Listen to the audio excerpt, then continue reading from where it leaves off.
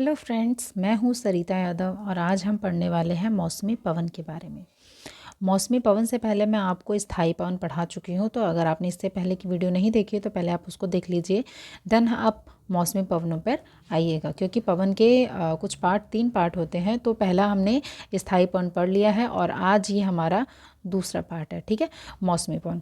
मौसमी पवन की बेसिकली क्या गुण होते हैं, ठीक है, उनकी क्या विशेषताएं होती हैं, आज हम उसके बारे में पढ़ेंगे। मौसमी पवन जो होता है, सबसे पहली विशेषता होती है इसकी कि मौसम में परिवर्तन के साथ ही ये परिवर्तित हो जाता है। जैसे कि हमारे इंडिया में आपने देखा होगा आती हुई पवनें और लौटती हुई पवनें आपने सुना होगा। ठीक है, जैसे ये हमारा इंडिया का साउथ वाला पार्ट है, तो यहाँ से ये आती हुई पवनें होती हैं। इसी तरीके से ठंड के टाइम पे ये जाती हुई पवनें होती हैं, है ना। जब ये मई जून का महीना आता है तो ये आती हुई पवनें होती हैं, जो कि केरल के साइड से आती हैं।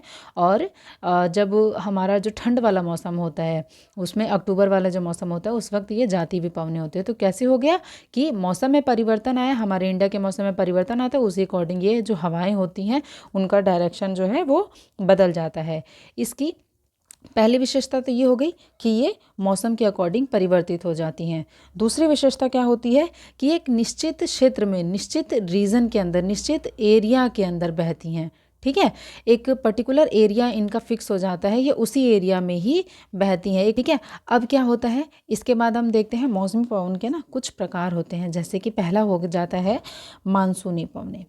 मानसूनी पवनें उसी तरीके से आती हैं। दूसरे नंबर पे आती हैं समुद्री समीर, कहा जाता है इसको।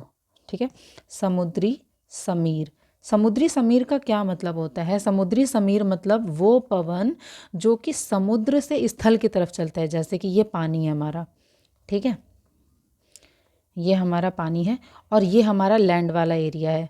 ठीक, तो जो पवनें होती है ना, वो हमारे समुद्र वाले एरिया से लैंड की तरफ बहने वाली जो पवनें होती हैं वो होती हैं समुद्री समीर। अब ये होता कैसे है? ये जो पवन समुद्र से स्थल की तरफ कैसे बहती है? भाई ये भी तो कह सकते हो ना, स्थल से भी समुद्र की तरफ आती है। ऐसी पवन होती है। तीसरे नंबर में इसी पवन का नाम है, जो तीसरे नंबर की पवन आती है वो यही है, स्थलीय समीर। अब ये स्थलीय समीर क्या होता है? यहाँ पे ये हो गया पानी हमारा, ठीक, और ये हो गई हमारी लैंड।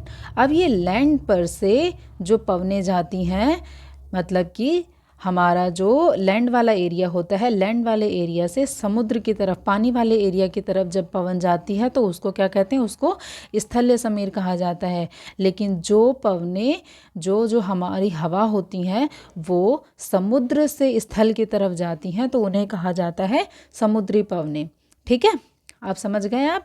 तो समुद्री और स्थलीय पवनें होती कैसे हैं? देखिए, मैंने आपको ना इससे पहले वाली वीडियो में जब हम स्थायी पवन पढ़ रहे थे, उसमें मैंने आपको हाई प्रेशर और लो प्रेशर के बारे में बताया था, याद होगा आपको। अगर आपने वीडियो नहीं देखे तो इसीलिए मैं कह रही हूँ कि आप प्लीज़ उसको देखिए। ठीक है, हाई प्रेशर और लो प्रेशर के बारे में बताया था और मैंने आपको बताया था कि जो हवाएं होती हैं वो हमेशा हाई प्रेशर से लो प्रेशर की तरफ चलती हैं। तो क्या होता है, जैसे कि जब दिन का टाइम होता है, ठीक है, जब मॉर्निंग में दिन का टाइम होता है तो क्या होता है कि हमारी जो धरती होती है वो, वहाँ पे सूरज की रोशनी, तो भाई सूरज की रोशनी तो समुद्र पे भी पड़ती है, सूरज की रोशनी स्थल पे भी पड़ती है।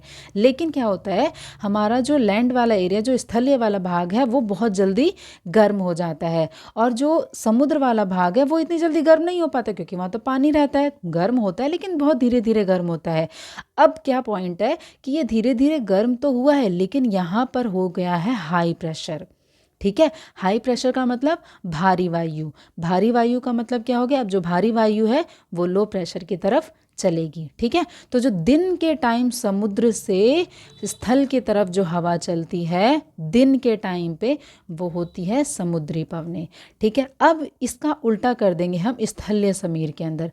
स्थलीय समीर में क्या होता है, अब रात का टाइम हो गया, सूरज तो गया, चंद्रमा है, लेकिन एक विशेषता ये होती है कि जो हमारी स्थल वाला जो पार्ट होता है ना, जो हमारा लैंड वाला एरिया होता है, जितनी जल्दी गर्म होता है उतनी ही जल्दी ठंडा भी होता है। ठीक, और पानी की क्या विशेषता होती है, ये जितना ही टाइम गर्म होने में लगाता है उतना ही टाइम ठंडा होने में लगाता है। लेकिन अब क्या हो गया, रात हो गई है। रात में अब क्या हो गया है कि रात में हमारा जो स्थल वाला पार्ट था वो हो गया ठंडा, क्योंकि अब ये जल्दी ठंडी हो गई है।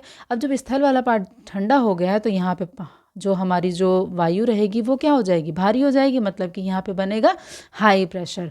और जो स्थल वाला पार्ट है, अब भाई ये ठंडा होने में लगाएगा टाइम।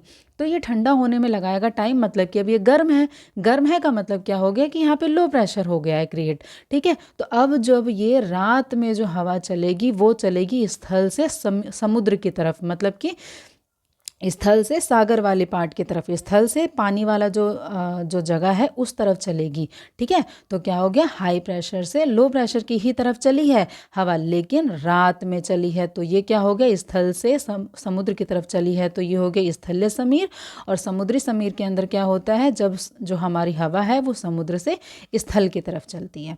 ठीक है, तो ये अब आप 3 चीज़ें समझ गए होंगे, मानसूनी पवनें, समुद्री समीर और स्थलीय समीर, ये होते हैं मौसमी पवनों के अंदर आते हैं। ठीक है, अब हम पढ़ने वाले हैं तीसरे नंबर का जो हमारा पवन का पार्ट होता है। पहला तो हमने देख लिया स्थाई, दूसरे नंबर में हमने देख लिया मौसमी, और तीसरे नंबर में आता है हमारा स्थानीय पवनें।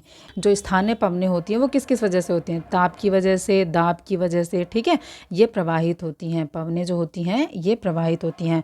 अब इसके अंदर सबसे बेस्ट एग्जाम्पल बताती हूँ, हमारे इंडिया का सबने सुना होगा लू, पता है ना, गर्मियों के मौसम में चलने वाली जो पवनें होती हैं हमारी, चलती है ना ये मई और जून के महीने में। लू क्या होती है, लू चलती है भारत के अंदर, हमें ये पता है।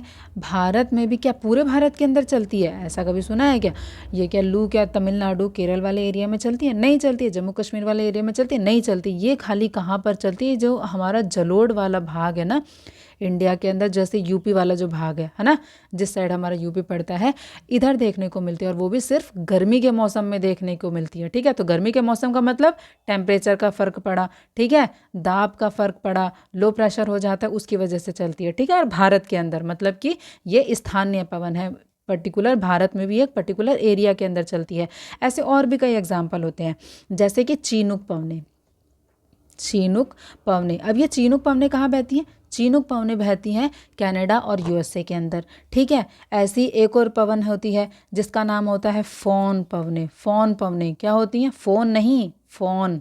फोन पवनें कहाँ पर होती हैं? ये स्विट्ज़रलैंड के अंदर होती है, और ये वाली पवन भी गर्म होती है, और ये पवन भी गर्म होती है। कुछ पवनें ठंडी भी होती हैं, जैसे कि अब आप कहेंगे गर्म गर्म पवनें, यही क्या है, दाब का मतलब ये थोड़ी ना हो गया। दाब में तो आता है, ठंडी पवनें भी आती, ठंडी पवनें का मतलब हाई प्रेशर की वजह से जो होती हैं। तो ऐसी ही एक पवन का नाम है जो कि ठंडी पवन है, एक एग्जाम्पल है, वो है मिस्ट्रल पवन। ठीक है, मिस्ट्रल पवन ये कहाँ बहती है? ये स्पेन और फ्रांस के अंदर बहती है।